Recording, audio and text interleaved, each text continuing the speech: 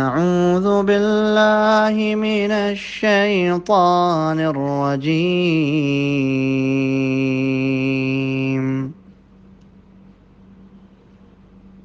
قال الذين يظنون أنهم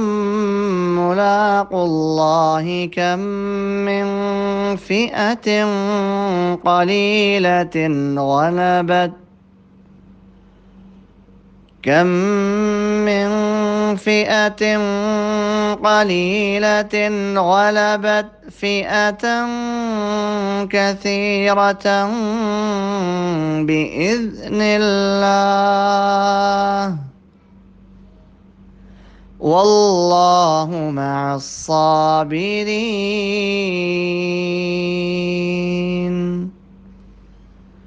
جو لوگ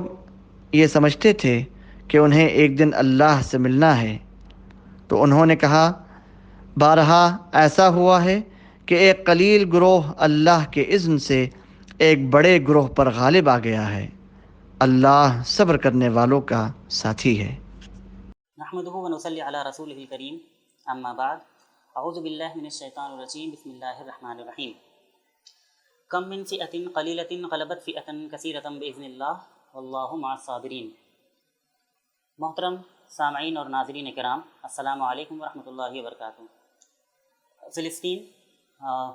مسئلہ فلسطین جو کہ کنٹمپریری ورلڈ کے کچھ ایسے مسائل میں سے ہے جو تقریباً ایک صدی سے ایک ناسور بن چکے ہیں، اور دنیا کے بڑے بڑے جیو پالیٹکس کے بڑے مسائل کا اگر ذکر ہوگا تو اس میں ایسا نہیں ہو سکتا کہ فلسطین کے مسئلے کا تذکرہ نہ ہو. اس مسئلے کی تاریخ بڑی پرانی ہے، یہاں مظالم کی جو داستان ہے بڑی لمبی ہے، لیکن یہ کہ اس کے جو حالیہ تناظر میں اس مسئلے کا جائزہ لینا یہ آج ہمارا موضوع ہے. چنانچہ یہ جو سیریز چل رہی ہے اس میں 2005 اور 6 تک مسئلہ فلسطین کی پوری تاریخ جو ہے وہ کور ہو چکی ہے، اور اب آج کی گفتگو میں ہمارا ایجنڈا یہ ہوگا کہ 2006 سے لے کے اب تک کیا پیش رفت ہوئی ہے اور اس مسئلے نے کیا نئی صورتیں اختیار کی ہیں، اور اس مسئلے میں جو مختلف اسٹیک ہولڈرز ہیں ان کے کیا اقدامات رہے ہیں اس دوران، اور اس بات کا بھی جائزہ لینے کی ہم کوشش کریں گے کہ اگر سولوشن کی طرف بڑھنا ہے تو اس سلسلے میں کیا اقدامات کیے جا سکتے ہیں اور کیا لائحہ عمل اور حکمت عملی تیار کی جانی چاہیے. سب سے پہلے تمہیدی طور پر کچھ باتیں مجھے عرض کرنی ہیں، اور اس میں سے پہلی بات یہ ہے کہ تحریکیں اپنے مختلف دور میں داخل ہوتی ہیں، مختلف ادوار ہوتے ہیں تحریکات کے. چنانچہ اگر اس بات کو ہم ہندوستان کی تحریک آزادی سے سمجھنے کی کوشش کریں تو ہم دیکھیں گے کہ ہندوستان کی تحریک آزادی اپنے تقریباً 2-2.5 صدیوں پر جو مبنی اس کا سفر رہا، اس میں مختلف ادوار سے وہ گزری، اور مختلف ادوار میں مختلف لیڈروں کے حوالے سے اسے پہچانا گیا. چنانچہ ہم دیکھتے ہیں کہ سراج الدولہ سے لے کر ٹیپو سلطان اور ٹیپو سلطان سے لے کے بہادر شاہ ظفر تک بہت سارے ہیروز ہوئے جنہوں نے انگریزوں سے لڑائی لڑی اور ملک کو آزاد کرانے کی کوشش کی. اس کے بعد بھی اگر یعنی تحریک آزادی کے لیٹسٹ فیز میں اگر دیکھیں ہم تو ہم پاتے ہیں کہ 19ویں صدی کے آخر میں اور 20ویں صدی کے پہلے حصے میں ہمیں مختلف ہیروز ملتے ہیں جنہیں نیشنل ہیروز کہا گیا اور جنہوں نے تحریک آزادی کی قیادت کی. ان میں ہمیں کسی دور میں دادا بھائی نوروجی کا غلغلہ ملتا ہے، کبھی فیروز شاہ مہتا سب سے اہم لیڈر کی حیثیت سے جانے جاتے ہیں، کبھی محمد علی جوہر اپنے جوہر دکھلاتے ہیں قیادت کے اور پورے ملک کی رہنمائی کرتے ہیں، اور کبھی گاندھی، نہرو اور آزاد کو یہ درجہ حاصل ہوتا ہے. تو مختلف ادوار ہوتے ہیں تحریکات کے، اور ان میں مختلف شخصیات کو، مختلف قائدین کو یا مختلف جماعتوں کو ایک لیڈرانہ پوزیشن، قائدانہ پوزیشن حاصل ہوتی ہے. مسئلہ فلسطین کو اگر ہم دیکھیں تو یہاں پاتے ہیں کہ بہت پیچھے سے اگر بات نہ شروع کریں تو 1960 سے لے کر یاسر عرفات کی قیادت میں جو الفتح تنظیم رہی وہ ایک قائدانہ پوزیشن میں تھی، اور مسئلہ فلسطین کا نام سنتے ہی، فلسطین کا نام ذہن میں آتے ہی لوگوں کے ذہن میں جو تصویر بنتی تھی وہ ایک فرد کی صورت میں اور قائد کی صورت میں یاسر عرفات کی، اور ایک گروپ کی صورت میں، ایک تحریک کی صورت میں، ایک پارٹی کی صورت میں جو اس تحریک آزادی کو لیڈ کر رہی تھی، اس کی صورت میں الفتح کا نام لیا جاتا تھا۔ یہ صورتحال 1960 سے کم و بیش 30 سال تک برقرار رہی، اور ایک کہہ سکتے ہیں کہ ایک مونوپلی ایک طرح سے رہی کہ مزاحمتی تحریکات جو فلسطین کی آزادی کے لیے لڑ رہی تھی تو ان میں سے الفتح کو بنیادی اور سب سے زیادہ اہم حیثیت حاصل تھی۔ لیکن یہ بات الفتح کا اگر ہم جائزہ لیں تو اس سے یہ بھی پتہ چلتا ہے فلسطین کی تاریخ میں کہ نظریاتی بنیادیں اگر کمزور ہوں تو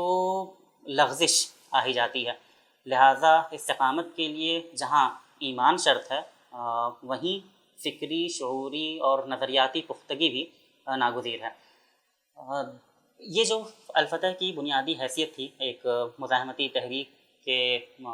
ایک سب سے بڑے علمبردار گروپ کی، یہ حیثیت کنٹیسٹ ہونا شروع ہو گئی تھی 80s کے آخر میں اور 90s کی شروعات میں، اور اس تفصیل سے گزرنے کا ایک بار پھر موقع نہیں ہے، اس سے پہلے کے لیکچرز میں وہ تمام باتیں ایڈریس ہو چکی ہوں گی۔ 2006 کے بعد سے یہ حیثیت یہ کہی جا سکتی ہے کہ اس پر آخری کیل ٹھونکنے شروع ہو گئے، اور اس کے بعد سے جو دور شروع ہوتا ہے وہ ایک طرح سے اسلامی مزاحمتی تحریکات کا دور ہوتا ہے، جس میں بالخصوص حماس کو مرکزی حیثیت حاصل ہوتی ہے۔ حماس جو ہے وہ شیخ احمد یاسین کی قیادت میں 1987 سے فنکشن کر رہی ہے، وہ تمام باتیں ہم دیکھ چکے ہیں، لیکن 2006 سے باقاعدہ ایک قائدانہ حیثیت، اس کی عوامی اور دیگر مقبولیتیں جو تھیں وہ تو پہلے سے تھیں اور درجہ بدرجہ بڑھتی رہیں، لیکن 2006 کے بعد سے اس کو ایک مسلمہ حیثیت حاصل ہو گئی، اور وہ کس طرح سے یہ تمام چیزیں ہوئیں اس کا مشاہدہ ہم لوگ گفتگو کے آنے والے حصے میں کریں گے۔ تمہید میں جو دوسری بات عرض کرنی ہے وہ تشدد اور عدم تشدد کی بحث ہے، جس میں عام طور پر جب بھی مسئلہ فلسطین کا ذکر آتا ہے تو اس حوالے سے بھی کچھ فلسفیانہ بحثیں چھڑ جاتی ہیں۔ تو یہاں پر ایک اصولی بات یہ مد نظر رہنی چاہیے کہ عام حالات اور جنگی حالات میں جو فرق ہے وہ ہمیشہ ملحوظ خاطر رہنا چاہیے۔ چنانچہ میں پھر چیزوں کو سبسٹینشیٹ کرنے کے لیے ہمارے ملک کی مثال لوں گا کہ آج اگر ہمارے ملک میں جو کہ بہرحال اپنے تمام تر مسائل کے باوجود ایک آزاد ملک ہے، وہاں پر اگر کوئی کسی فرد کو پکڑ کر اس کے ساتھ ظلم و زیادتی کرتا ہے، اس کی لنچنگ کر دیتا ہے، یا اپنے مطالبات کو لے کر گولیاں چلا دیتا ہے یا تشدد کا راستہ اختیار کرتا ہے، تو یہ بات بہرحال غلط ہے، اور اس کے غلط ہونے میں کوئی شائبہ نہیں ہے۔ یہ نہیں کہا جا سکتا کہ اگر کسی فرد کا اسٹینڈ صحیح ہے ایسے حالات میں تو وہ وائلنس کا سہارا لے سکتا ہے، لیکن جب ہمارا ملک آزاد نہیں تھا تو جہاں گاندھی، نہرو، آزاد اور یہ جو لیڈران تھے انہوں نے عدم تشدد کی تحریکات کا سہارا لیا آزادی کے لیے، وہیں ایسے لوگ بھی تھے جنہیں اس راستے سے اتفاق نہیں تھا۔ چنانچہ سبھاش چندر بوس ہیں مثال کے طور پر، انہوں نے آزادی کی خاطر ایک نیا راستہ اختیار کیا، اور ان سے، ان کی پالیسیز سے، ان کے راستے سے اختلاف کیا جا سکتا ہے، لیکن یہ نہیں کہا جا سکتا کہ وہ دہشت گرد تھے۔ چنانچہ جب سچویشن، یعنی جو کہنے کا پوائنٹ ہے وہ یہ ہے کہ کولونیل صورتحال ہو، جیسا کہ مفکرین نے کہا بھی ہے، میں حوالے پہ فرانس فانو وغیرہ کا اگر ہم نام لیں تو انہوں نے کولونیلزم کو ایز اے وائلنس دیکھا ہے کہ کولونیلزم اپنے آپ میں ایک تشدد ہے، اور بہرحال اگر اس کو مٹانے کے لیے تشدد کا سہارا لیا جائے تو اس میں کسی قسم کی مورلائزنگ کی ضرورت نہیں ہے۔ تو آزادی کی یہ تحریکات اگر تشدد کا سہارا لینے پر مجبور کر دی جاتی ہیں کولونیل اور امپیریل پاورز کے ذریعے، جو کہ ہر وقت خود تشدد کرتے رہتے ہیں مقامی آبادی پر، تو اس چیز کو غلط ٹھہرانا یہ اپنے آپ میں بڑا مشکل ہے، کیونکہ جنگی حالات کا اور عام حالات کے درمیان فرق ہوتا ہے، لہذا جو قوانین جنگی حالات کے لیے ہیں وہ عام حالات پہ اپلائی نہیں ہو سکتے، اور جو عام حالات کے لیے ہیں وہ جنگی حالات پر اپلائی نہیں ہو سکتے، اور اسی لیے فالس پیرللز ڈرا کرنے کی ضرورت یہاں پر نہیں نظر آتی ہے۔ تو اسرائیل جیسے ایک جنگی پاور، ایک امپیریل پاور، ایک کولونیل پاور جو کسی انٹرنیشنل قانون، کسی لا، کسی ہیومن رائٹ اور کوئی کنسیڈریشن ان کے نزدیک اہمیت نہیں رکھتا ہے، یونائٹڈ نیشنز کی پالیسیز، ان کے ریزولوشنز کی ان کے نزدیک کوئی اہمیت نہیں ہے، کسی ایگریمنٹ، کسی ٹریٹی کے ان کے نزدیک کوئی اہمیت نہیں ہے، اور جو پاور مختلف وعدوں اور کے باوجود اور وعدوں کے بغیر بھی لگاتار تشدد اور ظلم کا راستہ اختیار کیے ہوئے ہے، اس کا سامنا کرنے کے لیے اور اس سے اسی کی زبان میں بات کرنے کے لیے اگر مقامی آبادی تشدد کا سہارا لینے پر مجبور ہے تو اس تشدد کو کس اخلاقی اصول کی بنیاد پر غلط ٹھہرایا جا سکتا ہے۔ تو یہ وہ بات ہے جس کو سمجھنے کی ضرورت ہے کہ عام حالات میں اور ایک ایسے حالات میں جہاں ایک امپیریل پاور کا غلبہ ہو، ان حالات کے درمیان بنیادی فرق ملحوظ رہنا چاہیے۔ آج کی گفتگو کا جو اسٹرکچر ہوگا، اور یہاں پر میں اپنی تمہید ختم کروں گا، اس میں ہم سب سے پہلے جو پیریڈ ہمارے کنسیڈریشن میں ہے اس کی تاریخ اور اس کے جو اہم واقعات ہیں ان کا ایک سرسری تذکرہ کریں گے۔ تمام واقعات کا احاطہ اس مختصر سی گفتگو میں مشکل ہے۔ اس کے بعد دوسرے حصے میں جو فوجی اقدامات اس دوران ہوئے ہیں ان پر ذرا خصوصی نظر ڈالیں گے ایک مختصراً، اور آخری حصے میں ہم بحث کریں گے لائحہ عمل اور حکمت عملی کے حوالے سے جو باتیں ذہن میں ہیں ان کو شیئر کرنے کی کوشش کی جائے گی۔ جیسا کہ بتایا گیا کہ 2006 میں ایک فلسطین کی سیاست نے ایک نیا رخ لیا، اور جو پارلیمانی انتخابات ہوئے یہاں پر، وہاں پر حماس جو ہے وہ فتح یاب ہوتی ہے، اور پیلسٹینین لیجسلیٹو کونسل میں ان کو میجورٹی حاصل ہوتی ہے اور وزیر اعظم ان کا منتخب ہوتا ہے۔ اور جیسا کہ یہ بات آئی کہ یہ اپنے آپ میں ایک نئی صورتحال تھی، ایک نیا ڈیولپمنٹ تھا، کیونکہ 1960 سے فلسطین کی نمائندگی کے لیے جس گروپ کا بار بار نام لیا جاتا تھا اور جو منظر عام پر آتا تھا وہ الفتح تھا، لیکن ابھی اس وقت ایسا نہیں ہوا۔ 1993 سے اگر آپ ایک سال کو پن پوائنٹ کرنا چاہیں، حالانکہ پروسیس اس سے پہلے شروع ہو چکا تھا، الفتح نے اپنی لیجیٹیمیسی کھونی شروع کر دی تھی، لیکن اوسلو معاہدے کے بعد جو کچھ ہوا اور جس طرح سے، یا تو کہا جائے کہ الفتح نے دھوکہ کھایا، یہ کہیے کہ جس طرح سے انہوں نے اپنی پالیسی چینج کی کہ جو کچھ حاصل ہو سکتا ہے وہ سب حاصل کر لیا جائے کسی نہ کسی حوالے سے، یا طویل جنگ آزادی سے جو تھکان طاری ہوئی، اس میں سے بہت سارے فیکٹرز ہو سکتے ہیں، لیکن کل ملا کر ان کی پالیسی میں جو چینج آیا اور جس کو امپیریل پاورز کے لیے ایک نرم گوشے سے وہاں کے عوام نے تعبیر کیا، اس کے بعد سے اپنی لیجیٹیمیسی وہ دھیرے دھیرے کھوتے چلے گئے، اور اس بات پر ایک مہر لگ گئی 2006 کے الیکشنز میں، جب حماس جو ہے وہ غزہ میں فتح یاب ہو کر سامنے آتی ہے۔ پھر اس کے بعد یہ بھی دیکھا گیا کہ اس لیجیٹیمیسی کھونے میں ایک فیکٹر یہ بھی تھا کہ جو فلسطینین اتھارٹی بنی اوسلو معاہدے کے بعد، اس نے کرپشن وغیرہ کا بھی بہت سارے الزامات اس پر لگے، اور عوام کو کوئی بہت زیادہ فائدہ جب ہوتا ہوا محسوس نہیں ہوا، تو لگاتار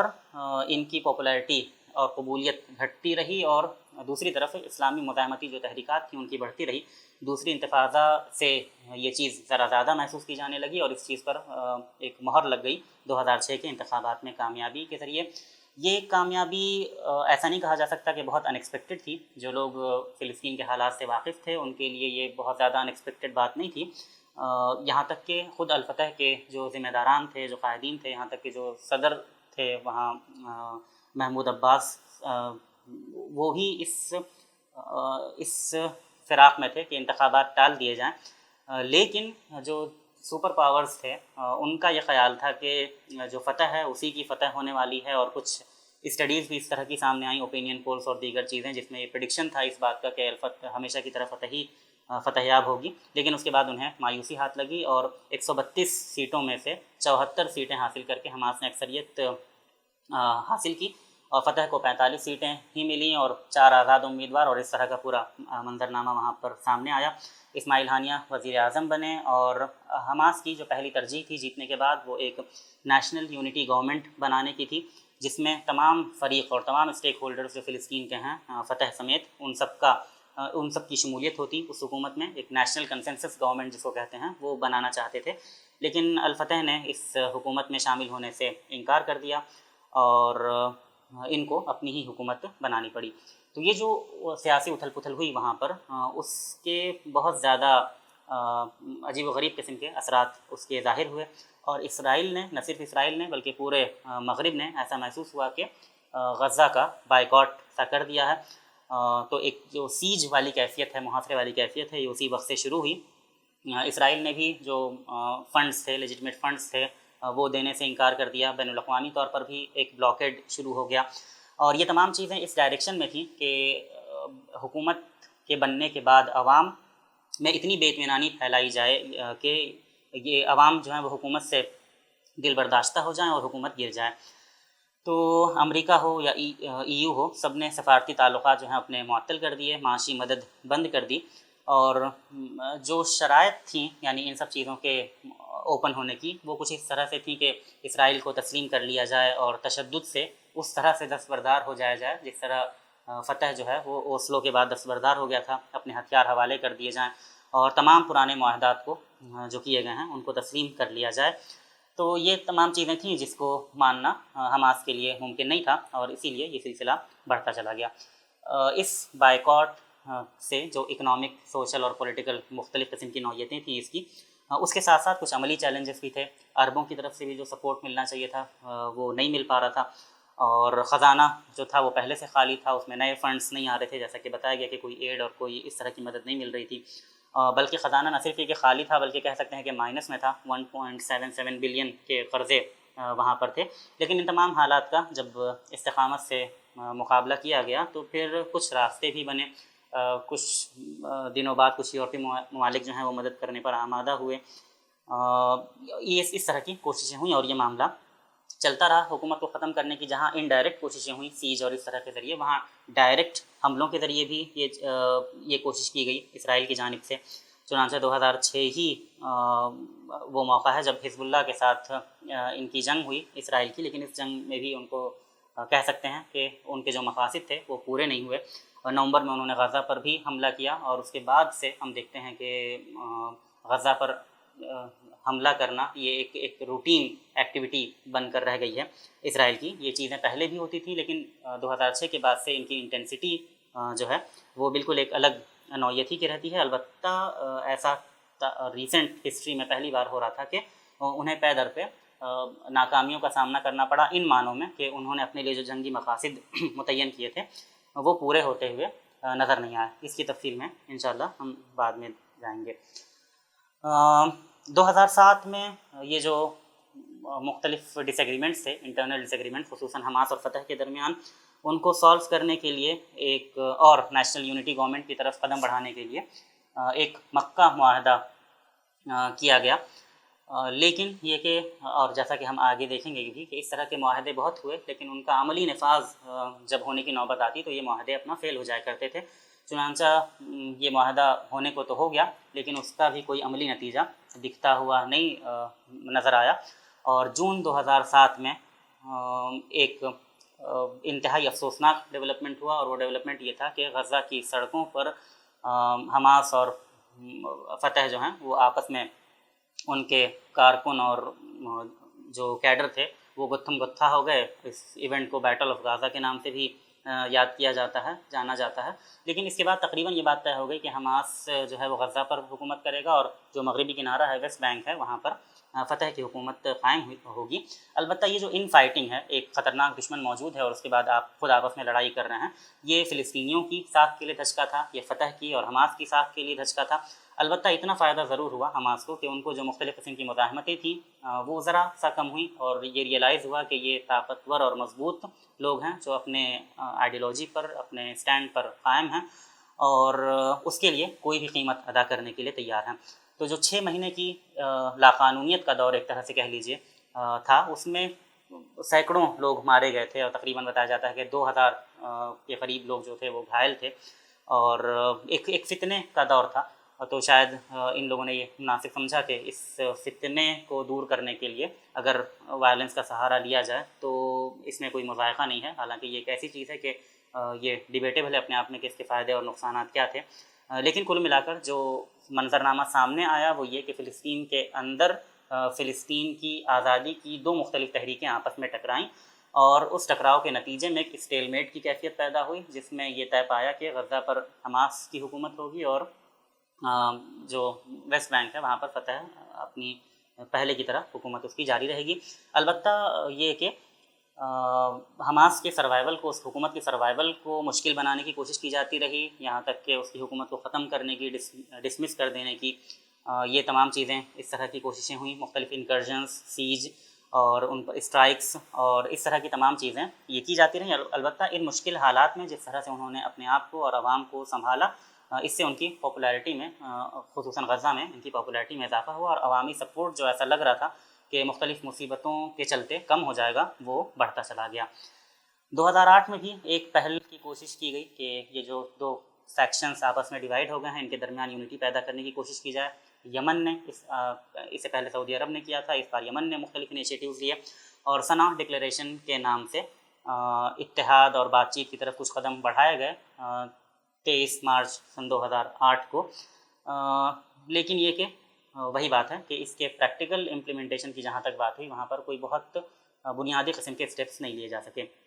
2008 اور 9 میں اسرائیل نے حملہ کیا اور غزہ پر، اور اس حملے کی کامیاب مزاحمت سے حماس کی مقبولیت میں مزید اضافہ ہوا۔ 2010 میں یہ کہا جا سکتا ہے کہ یہ ایک ایئر آف اسٹیل میٹ تھا، جو پولیٹیکل سین چل رہا تھا 2006 سے اس میں کوئی بہت بنیادی فرق نہیں آیا، اور فتح اور حماس کے جو دو مختلف پولیٹیکل ویژن تھے وہ آپس میں گتھم گتھا ہی رہے، اور کوئی نیشنل ریکنسیلیشن ایمرج ہوتا ہوا نظر نہیں آیا۔ اور یہ وجوہات تھیں جس کی وجہ سے میونسپل الیکشن ہوں یا لیجسلیٹیو الیکشن ہوں، پریسیڈنشیل الیکشن ہوں، یہ تمام چیزیں پوسٹ پون کرنی پڑیں، اور جو ڈی فیکٹو صورتحال اس سے پہلے برقرار تھی وہ برقرار رہی۔ 2011 میں ہم آتے ہیں اور یہاں پر عرب کا سیاسی منظرنامہ بڑا تبدیل ہوتا ہوا محسوس ہوتا ہے۔ عرب اسپرنگ کی ہوائیں چلتی ہیں، اور یہ پورے عرب کا جب موسم بدلتا ہے تو اس کے اثرات فلسطین پر بھی ہوتے ہیں، اور اس موسم کی تبدیلی میں جو باتیں شامل تھیں وہ ان باتوں میں عوام کی مرضی کو اہمیت دینا اور عوام کے ساتھ عزت کا معاملہ کرنا، ڈیموکریٹک ویلیوز جانا، اور عوام کی جو نظریاتی شناخت جس پر عوام کا اصرار ہے اس کو حکومت اور اس کی پالیسیوں میں ریفلیکٹ کرنا، یہ تمام چیزیں شامل تھیں۔ اس کا اچھا اثر دیکھنے کو ملا، اور ریکنسیلیشن کی طرف کچھ قدم لیے بھی گئے۔ اسرائیل کے ساتھ بھی ایک معاہدہ ہوا جس کے نتیجے میں قیدیوں کا تبادلہ ہوا، اور ایک جو قیدی تھا اس کے بدلے میں کئی سارے فلسطینی رہا بھی ہوئے، اور یو این میں بھی اس بات کی عرضی دی گئی، درخواست کی گئی، اور اس کے لیے باقاعدہ اسٹیپس لیے گئے، پالیسی بنی کہ فلسطین کو ایک ریاست کے طور پر تسلیم کیا جائے۔ تو یہ بات کہ جو فیکشنز تھے حماس اور فتح ان کے درمیان سب کچھ ٹھیک ہو گیا ہو، ایسا تو نہیں تھا، لیکن یہ کہ اس کو مینیج کرنے کی کوششیں ہوئیں، اور اس میں مصر وغیرہ نے بھی اپنا رول جو ہے وہ ادا کیا۔ اور اس کے ساتھ 2012 میں انٹر ہوتے ہیں، اور 2012 میں پھر ایک معاہدہ ہمیں ملتا ہے۔ اس معاہدے کو دوحہ ایگریمنٹ کہتے ہیں۔ اس میں قطر نے ایک رول پلے کیا، خالد مشعل نے حماس کی طرف سے اس معاہدے پر دستخط کیے، اور اس بات کے لیے تیار ہو گئے کہ ایک نیشنل کنسنسس گورنمنٹ بنائی جائے بہرحال، اور چاہے وہ عباسی کی صدارت میں کیوں نہ بنے، لیکن یہ کہ یہ حکومت بنا لی جائے۔ البتہ اس پر بھی جب عمل کرنے کا معاملہ آیا تو اس پر عمل درآمد نہیں ہو سکا، اور یہ چیز متاثر کن رہی، اور پرابلم جو ہے وہ کنٹینیو رہے۔ البتہ جو دو ڈیولپمنٹ ہوئے وہ ایک یہ ہوا کہ نومبر میں 2012 کے فلسطین کو ایک یونائٹڈ نیشنز کے نان ممبر آبزرور اسٹیٹ کی حیثیت حاصل ہوئی، اور دسمبر سے یونائٹڈ نیشنز کی قراردادوں میں اور اس کے ٹیکسٹ میں اسٹیٹ آف پیلسٹائن کر کے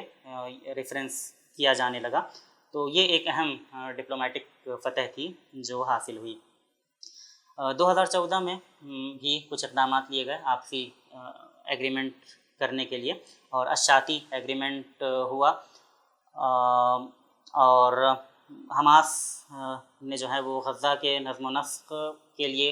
کچھ اقدامات کیے، لیکن یہ کہ یہ ایگریمنٹ بھی اس پر جب عمل کرنے کی کوشش کی گئی تو اس کو عملاً ناممکن بنانے کی کوشش کی گئی۔ حماس اس بات کے لیے تیار تھی کہ جو نیشنل گورنمنٹ بنے اس کو غزہ کا نظم و نسق اس کو سونپ دیا جائے، اور اس گورنمنٹ کو جو نیشنل کنسنسس سے بن رہی ہے اس کو مضبوط کیا جائے، لیکن یہ کہ عملی اقدامات جب ہونے لگے تو یہ ایک مختلف ڈیڈ لاکس آ گئے۔ مثال کے طور پر یہ بات تھی کہ جن سول سرونٹس کو اپوائنٹ کیا گیا ہے ان کی تنخواہیں کون دے گا یا کیسے دی جائیں گی، اور جو کراسنگس ہیں ان کے نظم کا کیا ہوگا، اس طرح کی چیزیں آپس میں الزامات کا تبادلہ ہوا۔ مثال کے طور پر حماس پر یہ الزام لگایا گیا کہ آپ کہہ تو رہے ہیں کہ آپ یونٹی گورنمنٹ کا اور نیشنل گورنمنٹ کا ساتھ دیں گے یا ان کے لیے ان کو نظم و نسق سنبھالنے دیں گے، لیکن آپ در حقیقت ایک شیڈو گورنمنٹ چلا رہے ہیں اور جنگ سے فائدہ اٹھانے کی کوشش کر رہے ہیں وغیرہ وغیرہ۔ لیکن یہ کہ جب عملاً یہ چیز نہیں ہوئی تو ڈی فیکٹو رول جو حماس کا تھا وہ کنٹینیو رہا، اور 2014 کی جنگ میں استقامت جو انہوں نے دکھائی اسرائیل کے خلاف، اس سے بھی ان کی قبولیت میں اضافہ ہوا۔ حماس کی طرف سے جو بات کہی گئی الفتح کے حوالے سے وہ یہ تھی کہ یہ اسرائیل کی جو ڈیفنس فورسز ہیں ان کے ساتھ مختلف قسم کے کوارڈینیشن ہیں، باوجود اس بات کے کہ اسرائیلی جو فورسز ہیں وہ لگاتار غزہ پر اٹیک کیے جا رہی ہیں۔ تو نہ صرف یہ کہ حماس اور دیگر اسلامی تحریکیں جو ہیں وہ اس کے خلاف تھیں، بلکہ خود PLO کی جو سینٹرل کونسل تھی اس نے بھی یہ بات کہی، 2015 کی بات ہے مارچ، کہ جو کوارڈینیشن PLO کا اسرائیل کے ساتھ ہے، اسرائیل کے ڈیفنس فورسز کے ساتھ ہے، وہ ختم کیا جانا چاہیے، لیکن یہ کہ یہ معاملہ نہیں نپٹا اور وہ کوارڈینیشن ختم نہیں کیا گیا۔ تو کل ملا کر اگر اب تک کا جائزہ لیا جائے اس تاریخ کا، تو یہ بات سامنے آتی ہے کہ فتح جو ہے، چاہے وہ پیلسٹینین اتھارٹی کے نام سے ہو یا PLO کے نام سے ہو یا ان کی جو حکومتیں تھیں، وہ کوئی بھی ریئل پارٹنرشپ کرنا نہیں چاہ رہی تھیں، اور وہ PLC کے جو اقدامات ہیں، اس کی جو حیثیت ہے، اس کو متاثر کرنا چاہ رہی تھیں ہر دور میں۔ تو یہ چیز جو ہے وہ کھل کر سامنے آتی ہے۔ 2016 میں ریکنسیلیشن کے لیے، آپسی سمجھوتے کے لیے کچھ اور نشستیں ہوئیں دوحہ میں، اور یہ سلسلہ چلتا رہا، مختلف پروپوزلس آتے رہے ریکنسیلیشن کے لیے۔ اسی میں ایک رمضان شلح کا ایک 10 نکاتی فارمولہ بھی تھا، ایک نیا نیشنل پروگرام بھی تھا، جس میں انہوں نے یہ بات کہی کہ ریکنسیلیشن کے لیے، آپسی معاہدے کے لیے، آپس میں ایک دوسرے کا ساتھ دینے کے لیے اور اس نیشنل گورنمنٹ بنانے کے لیے اوسلو کو ریکگنائز کرنا یا اسرائیل کو تسلیم کرنا یہ ضروری شرط نہیں ہونی چاہیے، اس کے بغیر یہ کام ہونا چاہیے، اور اسی طرح PLO کو بھی ریسٹرکچر کرنے کی ضرورت ہے۔ حماس اور دیگر مزاحمتی تحریکات جو تھیں ان کو یہ پروگرام تسلیم تھا، لیکن فتح کو یہ پروگرام تسلیم نہیں تھا اور انہوں نے اس سے انکار کر دیا۔ 2016-17 میں مقامی انتخابات بھی ہونے تھے فلسطین میں، یعنی غزہ میں اور ویسٹ بینک میں۔ تو فتح نے عدالت سے شکایت کی کہ غزہ میں حالات نارمل نہیں ہیں، وہاں جو حکومت ہے وہ سو کالڈ اللیجیٹیمیٹ ہے، اور اسی لیے غزہ میں انتخابات نہیں ہونے چاہیے، صرف ویسٹ بینک میں ہونے چاہیے۔ عدالت سے اسی قسم کا فیصلہ آ بھی گیا اتفاق سے۔ تو جو مزاحمتی تحریکات تھیں انہوں نے الیکشن کا بائیکاٹ کیا، لیکن اس بائیکاٹ کے باوجود یعنی ویسٹ بینک میں جو الیکشن ہوا اس کا بائیکاٹ ہوا، اور اس بائیکاٹ کے باوجود نتیجہ یہ نکلا کہ آزاد امیدوار جو تھے انہوں نے 65% نشستیں حاصل کی، جیت حاصل کی، اور صرف 35% رزلٹ جو ہے وہ فتح کے فیور میں رہ پایا۔ اس سے یہ بات مزید واضح ہوتی ہے کہ ایک پاورفل اپوزیشن نہیں موجود تھا، حماس اور دیگر تحریکات الیکشن میں پارٹیسپیٹ نہیں کر رہی تھیں، اس کے باوجود فتح جو ہے وہ فتح یاب ہونے میں کامیاب نہیں ہو سکا۔ تو اس کی پاپولیرٹی کتنی گھٹ گئی اس کا اندازہ اس سے ہوتا ہے۔ 2017 میں حماس کے انٹرنل جو انتخابات تھے وہ ہوئے، اور اس کے خالد مشعل کے بدلے اسماعیل ہانیہ جو ہیں وہ پولٹ بیورو کے ہیڈ یعنی قائد کے طور پر سامنے آئے۔ خالد مشعل عبدالعزیز رنتیسی کے بعد سے، یعنی جب اسرائیل نے شہید کیا عبدالعزیز رنتیسی کو اور ان سے پہلے شیخ احمد یاسین کو، اس کے بعد سے خالد مشعل قیادت سنبھالے ہوئے تھے، اور خالد مشعل کے بعد 2017 میں اسماعیل ہانیہ نے حماس کی قیادت سنبھالی۔ خالد مشعل نے اس ذمہ داری سے سبکدوشی سے قبل ایک نیا پولیٹیکل ڈاکومنٹ حماس کی جانب سے جاری کیا تھا، جس میں فلیکسیبلٹی کی جھلک بھی تھی اور وہیں جو اصول ہیں ان پر اصرار بھی تھا۔ چنانچہ اس ڈاکیومنٹ میں فلسطین کے نیشنل آئیڈینٹی کی بات کی گئی تھی اور اسرائیل کو تسلیم نہ کرنے کی بات کی گئی تھی، لیکن اس بات کو کنسیڈر کیا گیا تھا کہ ایک فلی ساورن اسٹیٹ اگر ہوتا ہے، فلسطینی اسٹیٹ، جیروسلم کو کیپٹل ہونے کے ساتھ ساتھ، تو اس کو ریکگنائز کیا جا سکتا ہے، انہیں خطوط پر سوچا جا سکتا ہے اگر وہ اسٹیٹ ان باؤنڈریز کے ساتھ ہو جو 4 جون 1967 سے پہلے کی ہوں، یعنی 1967 کی جو وار میں گینز تھے اسرائیل کے، وہ اس کے بغیر ہو، اور اس سے پہلے کی جو جغرافیکل سچویشن تھی ان لائنز پر اگر ایک اسٹیٹ بنتا ہے جہاں ریفیوجیز کو اور ڈسپلیسڈ لوگوں کو واپس آنے کا ایک اختیار اور حق دیا جائے، تو اس فارمولے پر نیشنل کنسنسس کے اس فارمولے پر حماس غور کرنے کے لیے تیار ہے. تو یہ اس فلیکسیبلٹی کی ایک جھلک تھی، لیکن اس میں اصولوں پر اصرار بھی موجود تھا. تو یہ چیز ایک سامنے آتی ہے. ریکنسیلیشن کی یعنی یہ جو پوری 2006 سے آگے کی تاریخ ہے اور حالات ہیں، اس میں ہم یہ دیکھ سکتے ہیں کہ فتح اور حماس جو دو پرائمری فیکشنز ہیں اور بڑے مزاحمتی گروپ ہیں، ایک کو تاریخی حیثیت حاصل ہے اور ایک جو ہے وہ عوام کا جو مقبول عام گروپ اور پارٹی اور جماعت کی حیثیت سے ایک کا اسٹیٹس ہے. تو ان دونوں کے درمیان ریکنسیلیشن کی اہمیت ہے، جو تمام اسٹیک ہولڈرز جس کو تسلیم کرتے ہیں اور جو بھی مسئلہ فلسطین میں انٹرسٹ رکھتا ہے اور چاہتا ہے کہ فلسطینیوں کے حق میں کچھ باتیں ہوں اور جو ہو یعنی سیاسی حالات اور جو رخ اختیار کریں وہ فلسطینیوں کے بھلائی اور ان کی خوشحالی، ان کی پراسپیرٹی اور ظلم و ستم سے ان کی نجات کی راہیں ہموار ہوں. تو وہ یہ چاہتا ہے اور یہ جانتا ہے کہ ایسا تب ہو سکے گا بہتر طور پر جب یہ دو قائدانہ گروپ ہیں ان کے درمیان ریکنسیلیشن ہو. تو یہ ایفرٹس لگاتار ہوتے رہے 2006 سے، اور لیکن ان میں جو پریکٹیکل ان کی افادیت ہے یا نفاذ ہے ان میں بڑی دقت کا سامنا کرنا پڑا. تو 2017 میں بھی اس طرح کی کوششیں ہوئیں اور مصر میں ایک معاہدہ، قاہرہ میں ایک معاہدہ فائنل بھی ہوا، اور اس معاہدے کے نتیجے میں حماس نے ایک قدم اور آگے بڑھتے ہوئے یعنی مزید ریکنسائل کرتے ہوئے اپنی جو ایڈمنسٹریٹو کمیٹی تھی غازہ میں اس کو ڈیزالو کر دیا، اور یہاں تک کہ کراسنگز جن پر ان کو ڈسپیوٹ تھا وہ بھی جو نئی حکومت ہو سکتی ہے اس کے حوالے کر دی. لیکن اس کے باوجود جو فلسطینین اتھارٹی تھی اس نے جو سینکشنز لگا رکھے تھے غزہ پر وہ نہیں اٹھائے، اور جو 22,000 تقریباً امپلائیز تھے جن کی تنخواہوں کا مسئلہ تھا اس کو بھی حل کرنے کے لیے کوئی اقدام نہیں کیا. تو اس طرح سے یہ اسٹیلمیٹ کنٹینیو رہا، یعنی بہت سے معاہدات ہوئے، بہت ساری چیزیں ہوئیں، بہت سارے اسٹیپس لیے گئے کاغذ پر، اور اس کی طرف حماس جیسی تحریکات نے اپنے اسٹینڈ میں مزید فلیکسیبلٹی اور لچک کا مظاہرہ کرتے ہوئے کچھ عملی اقدامات کرنے کی کوشش بھی کی. لیکن یہ کہ ایسا محسوس ہوا کہ ایک اسٹبنس ہے اور ایک ضد ہے ایک طرف سے، اور وہ کہ اس کی وجہ سے عملی صورتحال میں کوئی تبدیلی نہیں آ پا رہی ہے اور ایک اسٹیل میٹ کی صورتحال برقرار ہے. اس کے بعد ہم دیکھتے ہیں کہ ٹرمپ نے بیت المقدس کو اسرائیل کی راجدھانی کے طور پر تسلیم کیا اور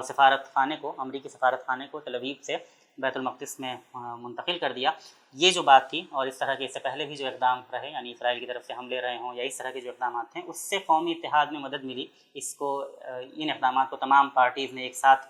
ریجیکٹ کیا، لیکن اس کے باوجود جو عملی بات ہے کہ ایک نیشنل کنسنسس گورنمنٹ بنا لی جائے اس میں کامیابی ملتی نظر نہیں آئی. اور بلکہ نیشنل کنسنسس گورنمنٹ تو کیا بنتی، اس کے بدلے میں محمود عباس نے ایک عجیب و غریب قسم کی حکومت بنائی، لیکن اس کی تفصیل میں جانے کا موقع نہیں ہے. بلکہ آگے بڑھ کر یہ کہا جا سکتا ہے کہ فلسطینین لیجسلیٹو کونسل ہی کو جب ڈیزالو کر دیا گیا تو تقریباً یہ بات طے سی ہو گئی کہ یہ جو معاملہ ہے یہ جلد سالو نہیں ہونے والا ہے اور ریکنسیلیشن کی طرف جلد نہیں بڑھنے والا ہے. تو دیکھیے اب حالات کیا رخ لیں. لیکن 2019 اور 20 میں ایک نیا ڈیولپمنٹ یہ ہوا کہ امریکی صدر ٹرمپ نے اپنا ایک پیس پلان پیش کیا جس کا نام تھا peace to prosperity, a vision to improve the lives of the Palestinian and Israeli people. اور یہ ایک ایسی چیز تھی جس کو ڈیل آف دا سینچری کے طور پر متعارف کرانے کی کوشش کی گئی، لیکن اپنے آپ میں ایک اتنا بائسڈ اور متعصبانہ تھا. اس کی ایک جھلک یہ ہے کہ انہوں نے 2 اسٹیٹ سلوشن نام کے لیے ریکگنائز تو کیا، لیکن اس میں فلسطین کے لیے یہ کہا کہ لمیٹڈ سوورینٹی ہوگی، ایک اسٹیٹ کی سوورینٹی لمیٹڈ ہوگی. یہ بات اپنے آپ میں ایک آکسیمورون ہے، یہ ٹھنڈی آگ یا گرم برف جیسا ہے کہ ایک اسٹیٹ بھی ہو اور لمیٹڈ سوورینٹی بھی ہو، اور اسرائیل کے سیکیورٹی کنسرنس جو ہیں اس سے لمیٹڈ ہوگی یہ سوورینٹی، اور یہ اسٹیٹ جو ہوگا وہ ڈسارمڈ ہوگا اور اسرائیل جو ہے وہ سیکیورٹی اوورسائٹ کرے گا ان پر. اور یہ اسٹیٹ ہوڈ بھی تب ملے گا فلسطین کو جب وہ جیوش اسٹیٹ کو ریکگنائز کریں گے، ٹیرر کو ریجیکٹ کریں گے یعنی اپنے سیلف ڈیفنس کے اختیارات چھوڑ دیں گے، اور اسرائیل کے آفنس کے اختیارات کو ضرور تسلیم کریں گے، یعنی اسرائیل کے اس رائٹ کو جو الفاظ ہیں ان کے کہ وہ سیکیورٹی آپریشن کر سکے گا فلسطین کے اسٹیٹ میں. فلسطین کی جو ایئر اسپیس ہوگی اس پر بڑی حد تک اسرائیل کا کنٹرول رہے گا،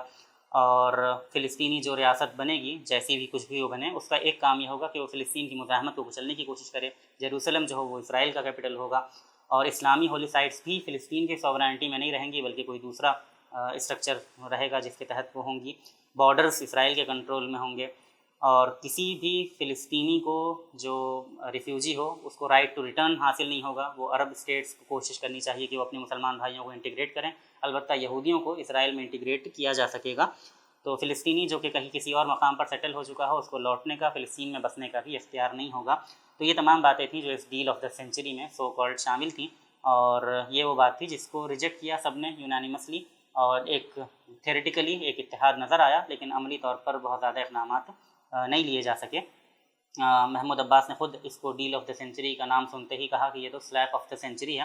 اور واقعتاً یہ اسی طرح کا تھا کہ ٹرمپ اور نیتنیاہو جو بہت زیادہ پرابلمس اس وقت اپنے فیس کر رہے تھے، تو اس طرح کی چیزوں کے ذریعے انہوں نے پاپولر ہونے کی اور مسائل سے جو ان کو فیس کر رہے تھے ان سے دامن چھڑانے کی یا اپنی مقبولیت بڑھانے کی کوششیں مختلف کی.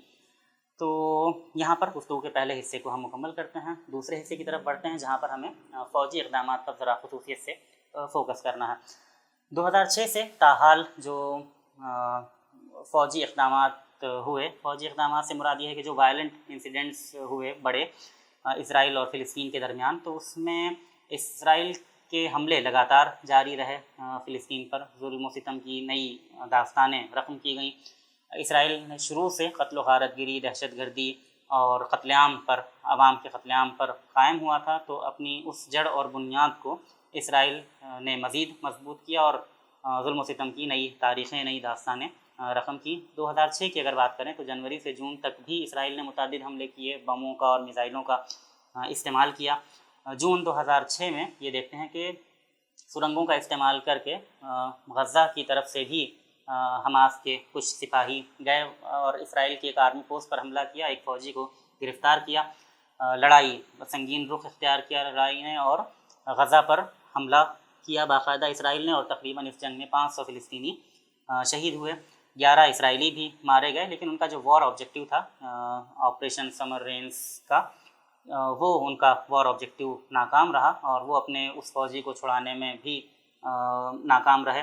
اور 2011 میں اس فوجی کے بدلے میں انہیں تقریباً 1000 فلسطینی قیدیوں کو رہا کرنا پڑا، تب جا کے اس کی رہائی ممکن ہو پائی. اسی طرح 2008 اور 9 میں یعنی 27 دسمبر سے 18 جنوری تک تقریباً 22 دن اسرائیل نے غزہ پر حملہ کیا. اس کو انہوں نے آپریشن کاسٹ لیڈ کا نام دیا. اس جنگ کے نتیجے میں جو بربریت کا مظاہرہ اسرائیل نے کیا، اس کے نتیجے میں 1000 سے زیادہ لوگ، 1326 لوگ مارے گئے، جس میں 417 بچے، 108 عورتیں، 5500 تقریباً لوگ گھائل تھے جن میں 50% عورتیں اور بچے شامل ہیں. 4000 گھر تباہ کیے، مزید 16000 ڈیمیج ہوئے کسی نہ کسی طرح سے. اس جنگ کے دوران جیسا کہ متعدد مرتبہ ہوتا آیا ہے اسرائیل کی تاریخ میں، اس نے پروہیبٹڈ ویپنز کا استعمال کیا اور جو وائٹ فاسفورس وغیرہ کا جن پر پابندی ہے، جن کو نہیں استعمال کیا جا سکتا ہے، لیکن دیدہ دلیری کے ساتھ ان کا استعمال ہوا. اور یہ تمام حملے اور تمام چیزیں اس طرح سے پلان کی گئیں کہ عوام جو ہے وہ ان پر اتنی سختیاں ہوں محاصرے کے ذریعے اور حملے کے ذریعے اور ان تمام چیزوں کے ذریعے کہ وہ حماس کی جو حکومت، جو نومنتخبہ حکومت ہے ایک طرح سے، اس کے خلاف ہو جائیں. لیکن ان مقاصد میں ان کو کامیابی نہیں ملی. الٹا جو فلسطینی جو ہیں وہ ان میں اتحاد ہوا، بھلے ٹیمپرری ہو، اور مشترکہ جد و جہد کے ذریعے اسرائیل کو ہرانے کی یا اس کا مقابلہ کرنے کی کوشش کی گئی. ان حملوں کے دوران 2006 میں بھی، 2008 میں بھی راکٹ کے حملوں کا فلسطینیوں نے سہارا لیا. 2012 میں بھی یہ بات آتی ہے کہ مارچ میں اور نومبر میں اسرائیل اور فلسطین کے درمیان لڑائی ہوئی. نقصان ہر حال میں یعنی زیادہ تو فلسطینیوں کا ہی ہوا، لیکن یہ کہ اب حماس کی قیادت میں وہاں سے مزاحمت جو ہے اس کا سامنا کرنا پڑ رہا تھا اسرائیل کو. چنانچہ مارچ میں 2012 میں 300 راکٹس حماس نے داغے. اسی طرح نومبر میں ایک جس کو اسرائیل نے آپریشن پلر آف ڈیفنس کا نام دیا، وہاں پر حماس کے جو ملٹری ونگ کے سیکنڈ ان کمانڈ تھے ان کو بھی شہید کر دیا. غزہ کے 1500 مقامات پر حملہ کیا اور اس جنگ میں بھی 133 فلسطینی شہید ہوئے اور 800 سے زیادہ لوگ گھائل ہوئے. لیکن اس کے بعد اپنے راکٹس کیپیسٹی بڑھاتے ہوئے حماس نے 1400 سے زائد راکٹس داغے اور تل ابیب کا جو شہر تھا وہ بھی ایک طرح سے نشانے پر لیا گیا.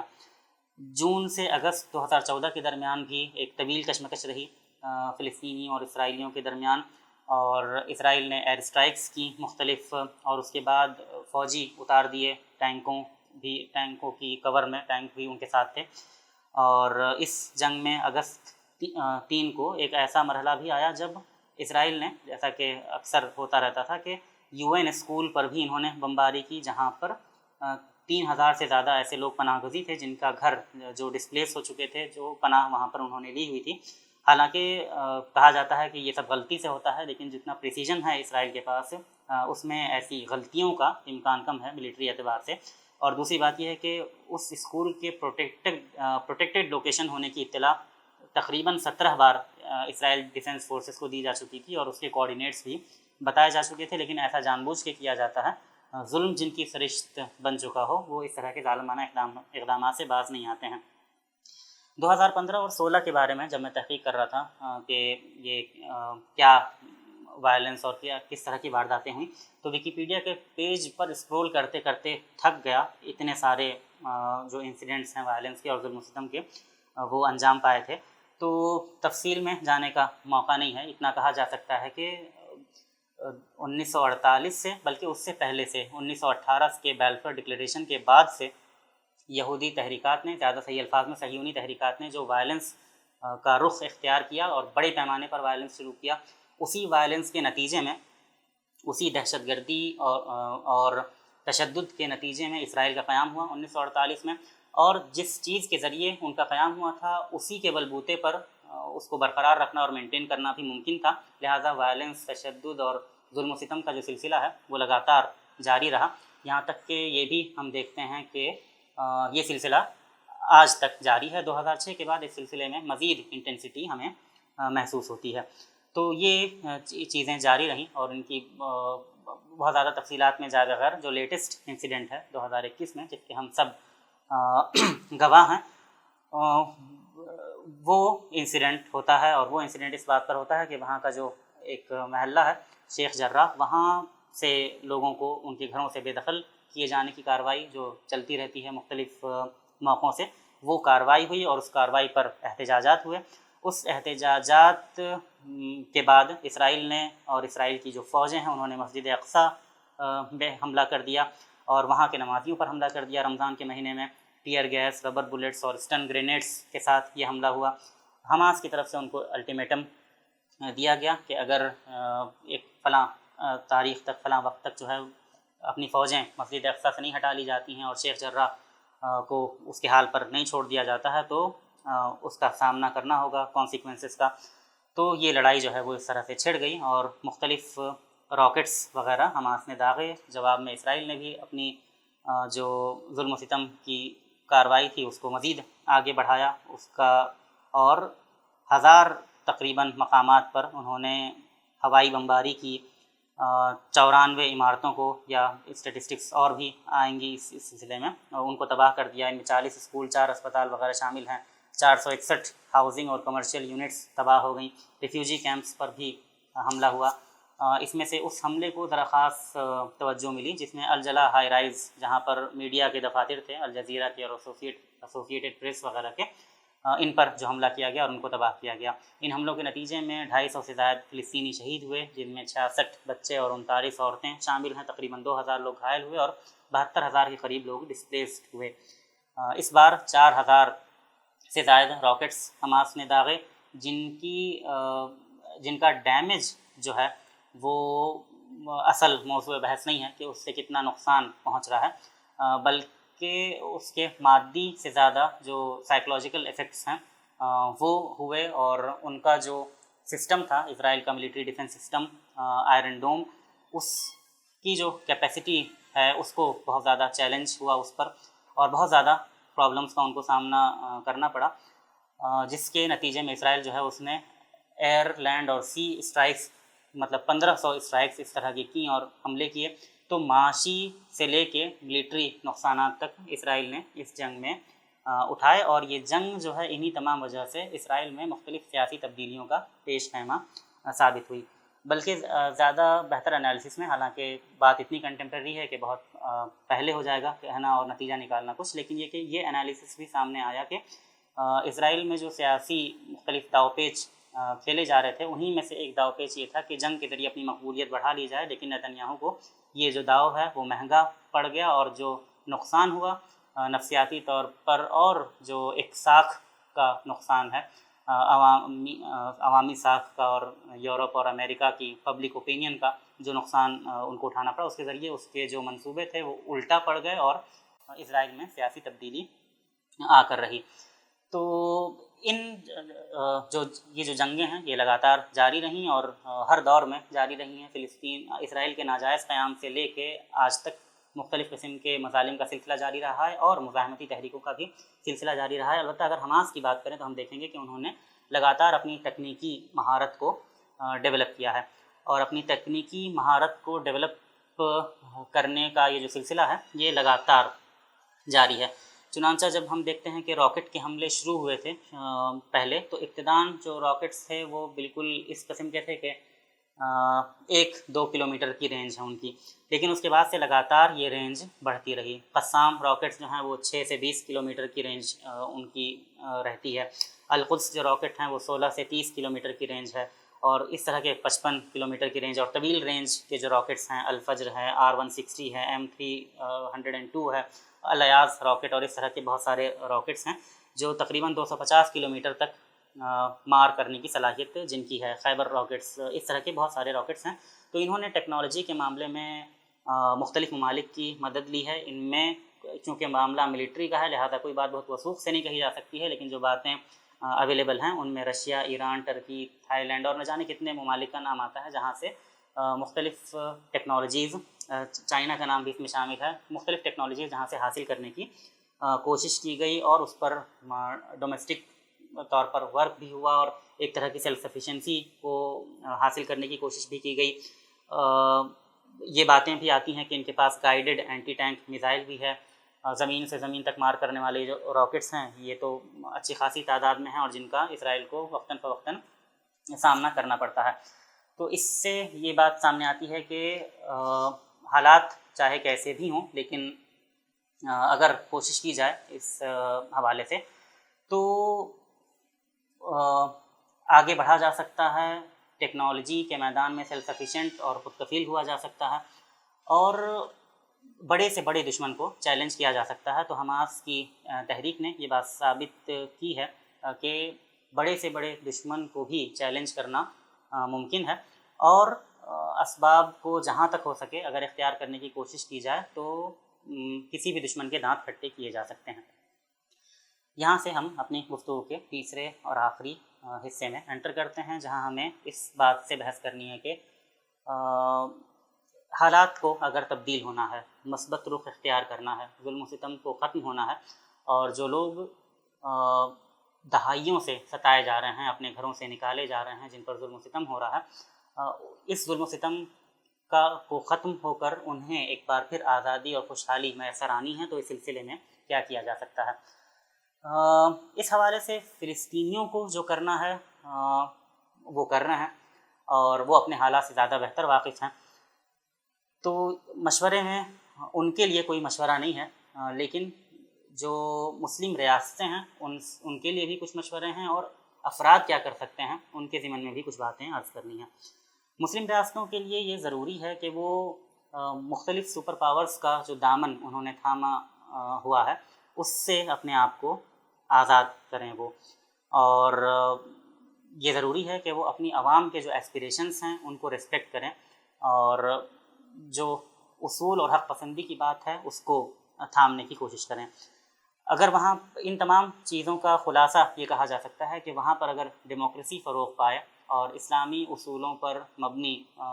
حکومتیں بنیں جو عوام کی جذبات کی اور احساسات کی ترجمان ہوں، تو شاید وہ اسرائیل کے سامنے اور امریکہ کے سامنے اتنا نرم چارہ ثابت نہ ہو جتنا کہ پچھلے 5-6 دہائیوں کا جو معاملہ ہے جب سے اسرائیل بنا ہے، تو جو منظرنامہ سامنے آیا ہے کہ ان کی حکومتیں جو ہیں وہ بڑی کمزور پڑ جاتی ہیں، اور اپنی عوام کے خلاف جا کر بھی سپر پاورز کے تلوے چاٹنے پر مجبور اپنے آپ کو پاتی ہیں۔ یہ سچویشن بدلنی چاہیے، اور اس سچویشن کو بدلنا حکومتوں کے اپنے اختیار میں ہے۔ اس میں یہ بات بھی شامل ہے کہ ٹیکنالوجیکلی سیلف سفیشینٹ بننے کی کوشش کرنی چاہیے، اور اگر تمام مشکلات سے گھری ہوئی محاصرے میں ایک مزاحمتی تحریک اپنے آپ کو ٹیکنالوجیکلی بہت زیادہ آگے بڑھا سکتی ہے، اتنی زیادہ مسائل، اتنے زیادہ پرابلمس کے بیچ میں رہتے ہوئے۔ تو جو آزاد ممالک ہیں وہ ٹیکنالوجیکلی سیلف سفیشینٹ بہت اطمینان سے ہو سکتے ہیں، اپنی ملٹری مائٹ کو بھی اچھے سے بڑھا سکتے ہیں۔ یہ کام اگر نہیں ہو پا رہا ہے تو اس میں صرف ان کی غفلت ہے اور کسی دوسرے کو بلیم کرنا ممکن نہیں ہے۔ OIC کو بھی جو ایک ٹوتھ لیس ٹائگر والی کیفیت اس کی ہو گئی ہے، اس کو بھی بدلنا چاہیے اور اس بات پر غور کرنا چاہیے کہ اسے کس طرح سے مور افیکٹو بنایا جائے۔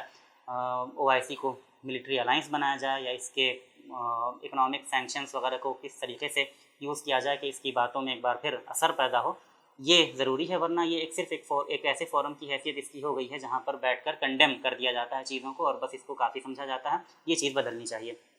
تو یہ جو اپنی حیثیتوں کو بڑھانے اور زیادہ فیصلہ کن ایک کردار ادا کرنے کی انٹرنیشنل ریلیشنز میں اور اسرائیل جیسے ظالم طاقتوں کو انٹرنیشنلی آئسولیٹ کرنے کے تعلق سے کچھ باتیں تھیں جو مسلم ریاستوں کے کرنے کی ہیں۔ افراد کے حوالے سے بھی یہ اطمینان نہیں کر سکتا ایک انڈیویجول، ایک فرد کے مسلم ریاستوں کو یہ کرنا چاہیے، وہ کرنا چاہیے اور وہ اپنا کام نہیں کر رہی ہیں۔ یہاں پر ہمارا اپنا کردار بھی ضروری ہے۔ ایک مسلمان کے لیے یہ ضروری ہے کہ اگر کسی مسلمان بھائی کو تکلیف ہو رہی ہے، مسلم خاندان جو ہیں وہ درد میں کراہ رہے ہیں اور جو مائیں ہیں وہ اپنے بیٹوں کے لیے ان کی گرفتاری پر، ان کی شہادت پر آنسو بہا رہی ہیں، تو یہ کہ تکلیف کا احساس دل میں ہونا چاہیے اور ایک سولیڈیرٹی کی جو کیفیت ہے وہ پیدا ہونی چاہیے۔ اور کچھ نہیں کر سکتے، ہم اپنی دعاؤں میں ضرور فلسطینیوں کو یاد رکھنا چاہیے اور اللہ تعالیٰ کی بارگاہ میں دعا کرنی چاہیے اس بات کی کہ یہ ظلم و ستم جو ہے یہ ختم ہو، ان کی آزمائشیں ختم ہوں اور جو ظلم کا ساتھ دے رہے ہیں وہ اس ظلم کا خاتمہ ہو، اور جو ایک مثالی اسلامی ریاست اس علاقے میں قائم ہو جس کا خواب وہاں کی عوام اور وہاں کی تحریکات دیکھتی ہیں۔ دعا کے ساتھ ساتھ عملی اقدام کی بھی ضرورت ہے، اور ایسا نہیں ہے کہ افراد جو ہیں انڈیویجولس عملی اقدام نہیں کر سکتے۔ پہلا عملی اقدام یہ ہونا چاہیے کہ ایسے پروڈکٹس کا بائیکاٹ کرنے کی کوشش کی جائے جو ان سپر پاورز کی مدد کرتے ہیں، جو اسرائیل کی مدد کرتے ہیں، یا جو ڈائریکٹ جو پروڈکٹس اسرائیل کی اکنامی کو مضبوط کرنے میں ایک کردار نبھاتے ہیں۔ ان پروڈکٹس کا اگر بائیکاٹ کیا جائے تو ایک معاشی دباؤ کریٹ کیا جا سکتا ہے، اور یہ مادہ پرستانہ طاقتیں اس بات کو، اس اکنامک دباؤ کو بہت اچھے سے سمجھتی ہیں۔ یہی لینگویج جو ہے ان کو سمجھ میں آتی ہے، یا تو طاقت کی لینگویج ان کو سمجھ میں آتی ہے یا اکنامک دباؤ کی لینگویج ان کو سمجھ میں آتی ہے۔ تو یہ پروڈکٹ بائیکاٹ کی جو مہم ہے یہ صرف ان حالات میں جذباتی طور پر نہیں شروع ہونی چاہیے جب اسرائیل کی طرف سے کوئی بہت کھلا ہوا آفینسو لانچ کیا جائے، بلکہ اس کو ایک پرماننٹ پالیسی ہونا چاہیے مسلم ممالک میں اور مسلم سماج میں، اور زیادہ سے زیادہ انصاف پسند انسانوں کی طرف اس مہم کو لے جانا چاہیے اور ان کو اس مہم میں شریک کرنے کی کوشش کرنی چاہیے۔ اس مہم کے سکسیزفل ہونے کی ایک بنیاد یہ بن سکتی ہے، یا زیادہ صحیح انداز میں اگر اس کو کہا جائے کہ بائیکاٹ کی مہمیں اس لیے کامیاب نہیں ہوتی ہیں کیونکہ الٹرنیٹیوز مہیا نہیں ہیں۔ تو مسلم نوجوانوں کو، مسلم تاجروں کو، انڈسٹریلسٹ کو الٹرنیٹیوز کے کریٹ کرنے پر بھی توجہ مرکوز کرنی چاہیے کہ اچھے الٹرنیٹیوز، اچھے پروڈکٹس مختلف میدانوں میں کس طرح لوگوں کے سامنے آئیں تاکہ جب وہ اسرائیلی پروڈکٹس کا بائیکاٹ کریں تو یہ بائیکاٹ کرنا ان کے لیے آسان ہو اور ایزیلی الٹرنیٹیوز ان کے پاس موجود ہوں۔ ایک کام جو مزید یہ کیا جا سکتا ہے، جو کیا جانا چاہیے، وہ ہے جس کو ہم اسپریڈ دا ورڈ کہہ سکتے ہیں، کہ ہم لوگوں تک سچائی پہنچائیں، لوگوں تک حق لے کر پہنچیں، اپنے دوستوں میں اس بات کا اظہار کریں کہ سچائی کیا ہے، مختلف لیکچرز کے ذریعے، آرٹیکلز کے ذریعے، لیٹر ٹو ایڈیٹرز کے ذریعے اور مووی اسکریننگ کے ذریعے، ریلیز کے ذریعے، اور اب تو ہر ایک کے ہاتھ میں سوشل میڈیا کی طاقت ہے، ہم حق کا اظہار کریں، فلسطین اور اسرائیل کے تعلق سے کیا باتیں صحیح ہیں اور کیا باتیں غلط ہیں ان کو پیش کریں۔ اسرائیل آج کے دور میں، اس ماڈرن زمانے میں اپنا جو تسلط قائم کیا ہوا ہے اس میں اس کی ملٹری مائٹ کے ساتھ ساتھ ایک بڑا فیکٹر پروپیگنڈا ہے جو وہ میڈیا ہاؤسز کے ذریعے وہ کر رہا ہے۔ کس طرح سے نیوز کوریج کی جاتی ہے اس کی مثالیں آپ کو